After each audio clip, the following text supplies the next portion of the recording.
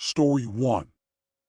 It was the first day of school, and I was feeling a mix of excitement and nerves as I walked through the halls. I had always been a bit of an outcast, and I was hoping that this year would be different. But as I made my way to my first class, I couldn't shake the feeling that something was off. The school was eerily quiet, and the only sound was the echo of my footsteps on the tile floor. As I turned a corner, I saw a figure standing at the end of the corridor. It was a girl, and she was staring straight at me. Her long black hair covered most of her face, and she was wearing an old-fashioned school uniform. I tried to ignore her and continued on my way, but as I passed her, she reached out and grabbed my arm. Her hand was ice cold and her grip was tight, and I couldn't shake her off. I turned to look at her, but her face was obscured by her hair, and she looked like she was in pain. I panicked and tried to pull away, but she wouldn't let go.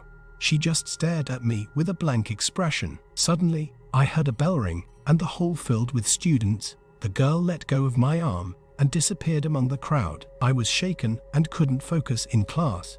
I couldn't stop thinking about the girl and her strange behavior. I asked around to my classmates if anyone knew who she was, but no one had ever seen her before. As the days went by, I kept seeing her around the school, always staring at me with the same blank expression. I started to feel like she was following me, and it was starting to freak me out. One day I decided to confront her.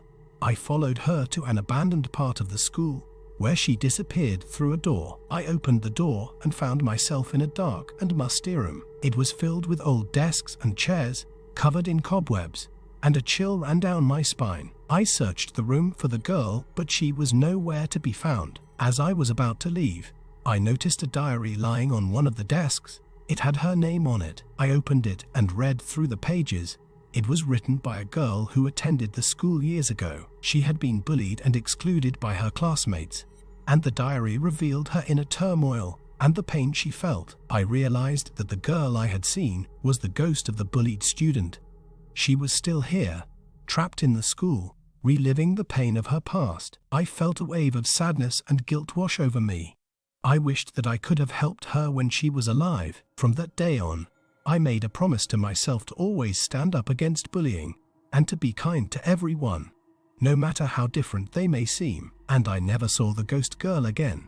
Story 2. I was a student at a remote school located deep in the woods. My classmates and I had always heard strange noises coming from the forest, but we never paid much attention to them. However, one night, a group of my friends and I decided to investigate the noises. As we ventured deeper into the woods, the sounds grew louder and more distinct, until we finally came across an old, abandoned school building. The building was encased in a thick layer of ivy, and the windows were boarded up with rotting wood. The front door hung off its hinges, creaking in the wind. It was clear that the school had been closed for many years, but I couldn't help feeling a sense of unease as we approached the building. Once inside, we were greeted with a musty smell, and a thick layer of dust and cobwebs covered everything. We could hear the sound of children's laughter coming from the classrooms, but it was distant and eerie, as if it was coming from far away. The desks and chairs were still in place, but they were covered in a thick layer of dust. But as we walked down the hallway, we saw something that made our blood run cold.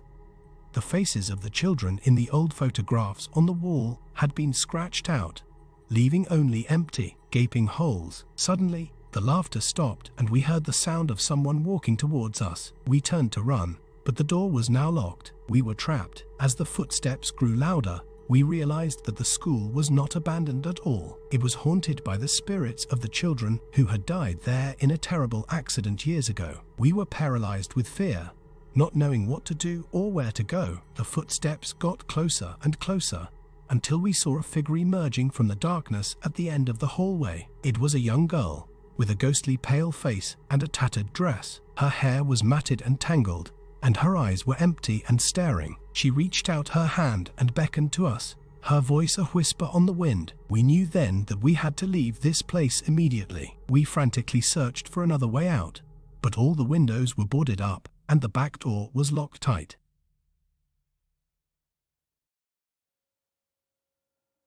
We could hear the ghostly whispers of children's voices coming from every direction, and the sound of ghostly laughter echoing through the halls. We eventually found a small vent in the ceiling that we were able to crawl through to escape the haunted school.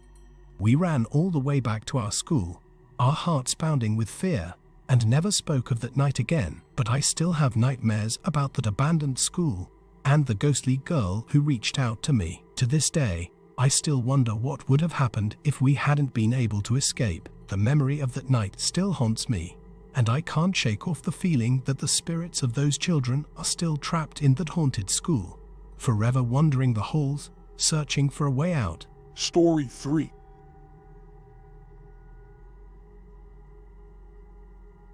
I was just a typical high school student, going about my business and trying to survive the daily grind of classes and homework. But everything changed on a dark and stormy night, when a tragic incident occurred at our school that left us all shaken to the core. It was a Friday evening, and most of the students had already left for the weekend. I was one of the few who had stayed behind for a study group, and as I made my way through the dimly lit halls of the school, I couldn't shake the feeling that something was off. The wind was howling outside, and the rain was coming down in sheets, making it difficult to see more than a few feet in front of me. But as I turned a corner, I saw a figure standing at the end of the corridor. It was a tall, gaunt man, dressed in a long black coat and a wide-brimmed hat. He was staring straight at me, and even though I couldn't see his face, I could feel his eyes boring into mine. I froze in terror, unable to move or even speak. The figure just stood there, silent and still, as if he was waiting for me to make the first move. But before I could do anything,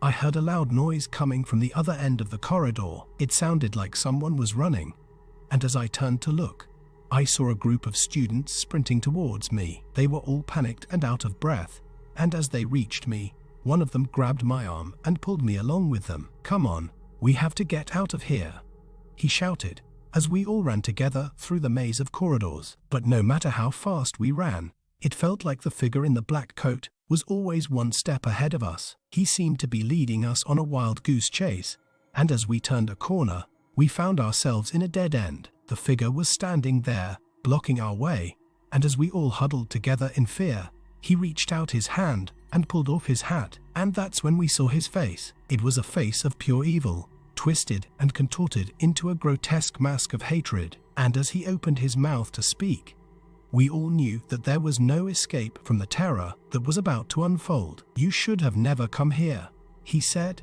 in a voice that was like 1,000 screams rolled into one. "Now you will all die." And with that, he lunged towards us, his hand reaching out to grab us one by one. I don't remember much of what happened next. All I know is that I woke up hours later, lying on the floor of the school, surrounded by the bodies of my friends. The figure in the black coat was gone, and the only thing left was the memory of that terrifying night. I never returned to that school again, but I will never forget the incident that occurred there. It was a night that changed my life forever, and one that will haunt me until the end of my days.